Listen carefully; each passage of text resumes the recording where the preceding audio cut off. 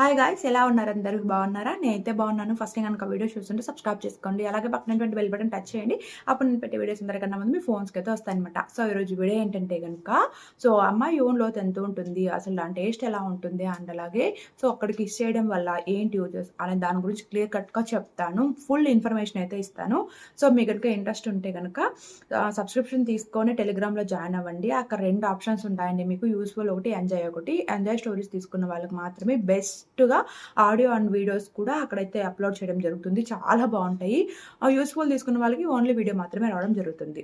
ఏదైనా డౌట్స్ ఉంటే, మీకు ఇంట్రెస్ట్ ఉంటే, మీరు అనిపిస్తే గనుక కాల్ మీ ఫర్‌లో కాల్ చేసి నన్నైతే డౌట్స్ అడగొచ్చు. అది మీ ఇష్టం అనమాట. చేయాలనిపిస్తే చేయండి, లేకపోతే లేదు. అంతే, ఫోర్స్ అయితే ఏం లేదనమాట.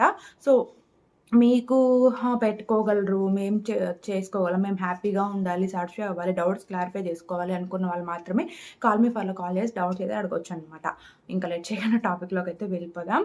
జనరల్‌గా ఏంటంటే అమ్మాయి యోని లోతు ఎంత ఉంటుంది అంటే గనక మనం సైంటిఫిక్‌గా తీసుకుంటే 3-4 ఇంచెస్ ఆ మధ్యలోనే ఉంటుందనమాట. దానికి మించి ఎక్కువ లోతైతే ఉండదనమాట. కొద్దిమంది అబ్బాయిలు ఏమనుకుంటూ ఉంటారంటే, "అరే! మాకు సైజ్ చిన్నగా ఉంది. సో, ఎలా చేయాలి? ఏంటి? సాటిస్ఫై చేయలేమేమో. మరియు యోని లోతు పెద్దగా ఉంటుంది. సైజ్ ఎక్కువున్న వాళ్ళు కావచ్చు, లావు ఎక్కువున్న వాళ్ళు కావచ్చు, వాళ్ళకైతే పెద్ద పెద్ద అంటే యోని లోతు ఎక్కువగా ఉంటుంది. అలాంటి వాళ్ళని మేము సాటిస్ఫై చేయలేమా?" అనే ఆలోచనలో కొద్దిమందైతే ఉంటూ ఉంటారనమాట. ఇక్కడ మనము సైంటిఫిక్‌గా మాట్లాడుకుందాం. జనరల్‌గా కాకుండా. సో, నాకింత ఉంటుంది, అంత ఉంటుంది, నాకు చాలా లావుగా ఉంది, ఎక్కువ సేపు చేయగలను అనుకునే వాళ్ళందరికీ కూడా ఈ వీడియో చాలా బాగా యూజ్ అవుతుంది.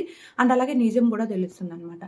మీకు ఎంత లావు ఉన్నా, ఎంత సన్నమున్నా అనేది అక్కడ కాదండి. అమ్మాయికి జీ స్పాట్‌కి తగిలిందా లేదా అనేది పాయింట్ అని నేను చాలా వీడియోస్‌లో చెప్పాను.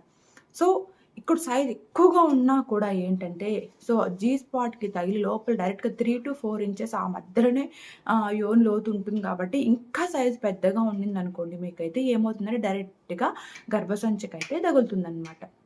అలా గర్భసంచికి తగిలినప్పుడు ఒక్కొక్కసారి వాళ్ళకి పెయిన్ రావడం, దానివల్ల ఇన్ఫెక్షన్స్ రావడం, తర్వాత రకరకాల కారణాలు రావడం, అంటే ఇన్ఫెక్షన్స్ కానీ, జబ్బులు కానీ ఇలాంటివి రావడం జరుగుతూ ఉంటుందంట.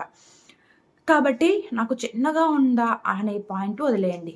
నాకు ఎంతుంది, ఏంటి అనేది కూడా వదిలేసి, మీకు ఒకవేళ మరీ చిన్నగా ఉన్నా సరే దానికి రకరకాల యాంగిల్స్‌లో ట్రై చేసి సాటిస్ఫై అయితే చేయొచ్చు. అంతేగాని నాకు పెద్దగా ఉండాలి, నా లోతు అంతుండాలి, ఇంతుండాలి అనుకుంటే మాత్రం అది చాలా తప్పనమాట. ఎవ్వరికీ కూడా మినిమమ్ 4-5 ఇంచెస్‌కి మించి ఉండదంటండి, సైంటిఫిక్‌గా చెప్తున్నారు. చాలామంది ఏమంటారంటే, నాకు అంత సైజ్ ఉంది, ఇంత సైజ్ ఉంది, ఎక్కువుంది అని చెప్పి చాలా పొగడ్తలు చెప్పుకుంటూ ఉంటారు.